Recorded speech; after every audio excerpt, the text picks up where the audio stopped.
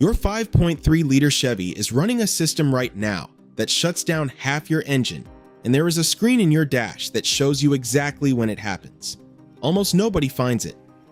That same cluster hides your transmission temperature, a number that predicts torque converter failure, years before the shutter starts. One of these 5 tells you whether the disabler you already bought is doing anything at all. Another reveals what your odometer has been hiding. GM built all of it in and explained none of it at delivery. 5 functions that exist. Because you own a 5.3. Let's go. Every 5.3 built from 2007 onward has active fuel management. 4 of your 8 cylinders shut down under light load, and the 16 collapsible lifters that make that possible are the most failure-prone components in the entire engine. Here is what almost no owner knows. Your truck will show you when it happens. Buried in the driver information center is a display that reads V4 or V8 in real time. On trucks with DIC buttons, use the arrow controls on the steering wheel and cycle past the trip and fuel economy pages until you find the fuel management or cylinder mode screen. On trucks without DIC buttons, you use the trip odometer reset stem on the cluster itself. Press it repeatedly to walk the same menu. Why does this matter beyond curiosity?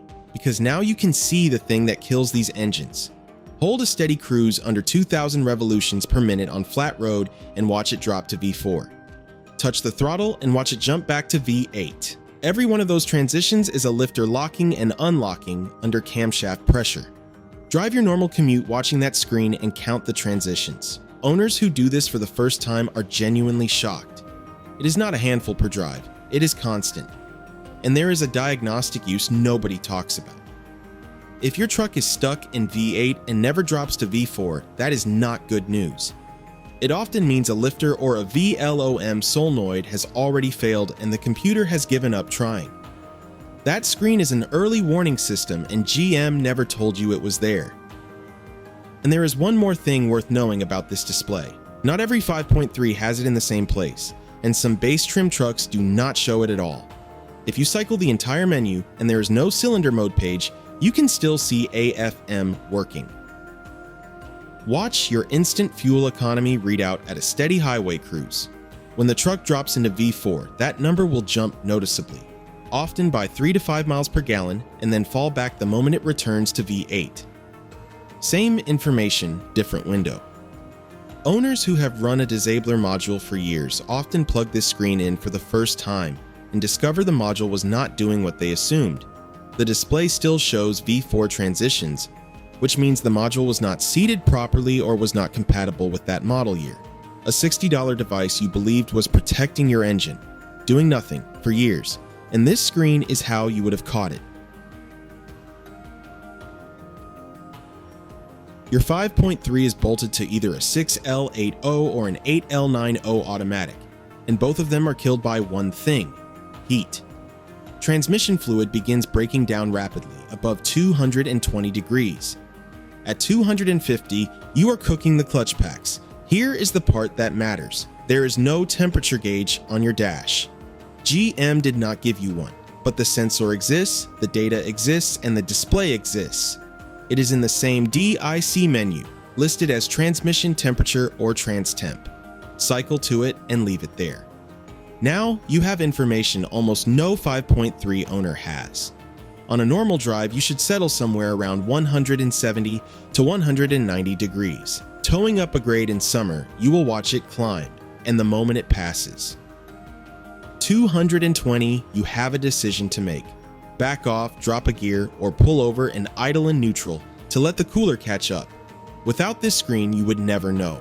The truck gives you no warning light until it is far too late. And here is the long game. The torque converter shutter that shows up on these trucks around 100,000 miles, the one people describe as driving over rumble strips at 45, is largely a heat story. Fluid that has repeatedly been cooked loses its friction properties. Watching this number and changing your fluid based on what it actually shows rather than a mileage sticker is the single most effective thing you can do for a 6L80. Let me give you the specific numbers to work from because a temperature reading is useless without a scale. Below 175 degrees, fluid life is effectively unlimited. At 195, you are in the normal operating band and the fluid will last its rated interval. At 220, you have roughly halved the useful life of that fluid. At 240, you have halved it again. At 260, you are measuring fluid life in hours, not miles. Every one of those thresholds is a doubling, which means a single hard toe in July on a hot day can consume more fluid life than an entire winter of commuting. This is also the number that tells you whether you actually need a transmission cooler. If you tow and you routinely see numbers above 220, an auxiliary cooler is not a modification, it is a repair you are doing in advance. And if you have ever wondered why two identical trucks with identical mileage have completely different transmission health, this screen is the answer. One of them lived at 180 degrees. The other lived at 230. Here is a function that changes how you think about maintenance entirely, and it is sitting 3 clicks away in the same menu. Your truck counts engine hours, not miles. Hours. The engine has run. Why does that matter? Because oil does not wear out by distance, it wears out by time, heat, and revolutions. A truck that spends its life idling on job sites, sitting in drive-through lines, or crawling through city traffic is putting enormous hours on the engine while barely moving the odometer. Take a truck with 80,000 miles and 2,500 engine hours. Divide it out and you get an average speed of 32 miles per hour. That is a hard-working city truck. Now, take another truck, same 80,000 miles, but only 1,300 hours, an average of 61 miles per hour. That is a highway truck. Those two engines have lived completely different lives, and they are both showing you the same number on the odometer. Here is the rough conversion the fleet world uses.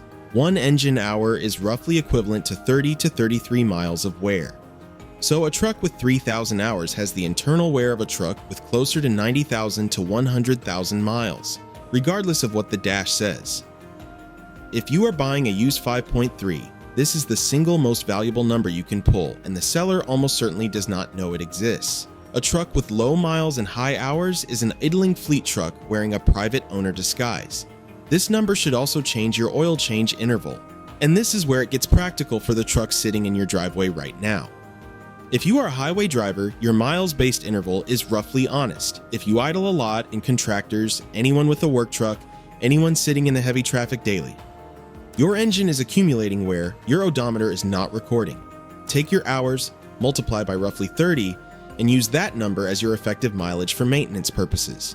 A truck showing 4,000 miles since the last oil change but 200 hours of runtime has really done closer to 6,000 miles of wear. On an AFM engine, where oil condition is the single variable standing between you and a collapsed lifter, that difference is not academic. Write the hours down at every oil change alongside the mileage. After 2 or 3 changes, you will know exactly what kind of truck you actually own, rather than what the odometer suggests. Quick pause here to hit like and subscribe, and drop your model year in the comments so I know who I am talking to. 3 functions in, and your 5.3 has shown you AFM switching in real time, a transmission temperature GM never gave you a gauge for, and the engine hours that reveal what the odometer is hiding. 2 more coming, including the one that explains why your truck shifts badly after a battery change, and how to make it relearn properly. Let's keep going. This one solves a problem that sends 5.3 owners to the dealership for a transmission they do not need. You disconnect the battery, you put in a new one, and now the truck shifts hard, or late, or it hunts between gears. Everything felt fine yesterday. Here's what actually happened. Your transmission runs a system called transmission adaptive pressure, and it is far more sophisticated than most owners realize. The computer stores learn pressure corrections in 13 separate cells, each covering a different torqueway range. Over thousands of miles, it learns exactly how much line pressure your specific transmission needs at every load, compensating for normal clutch wear as it happens. When power is lost, those cells reset to baseline. The transmission has not broken. It has forgotten. And baseline is calibrated for a factory-fresh gearbox, not one with 100,000 miles of wear, which is exactly why it now shifts wrong. Here is how you make it relearn properly instead of waiting and hoping. Get the transmission fully worn. Use the trans temp screen from function 2. You want to be above 150 degrees. Then drive it in a very specific way. From a complete stop, accelerate gently and steadily at a constant light throttle, letting it walk up through every gear without you touching anything. Come to a full stop. Repeat that about 15 to 20 times. Then do a second set with moderate throttle, slightly firmer, same steady technique. What you are doing is giving the computer clean, consistent data in each of those 13 torque cells. Most owners drive normally after a battery change, stop-go traffic, random throttle, and the transmission takes hundreds of miles to sort itself out, sometimes landing on worse behavior than before.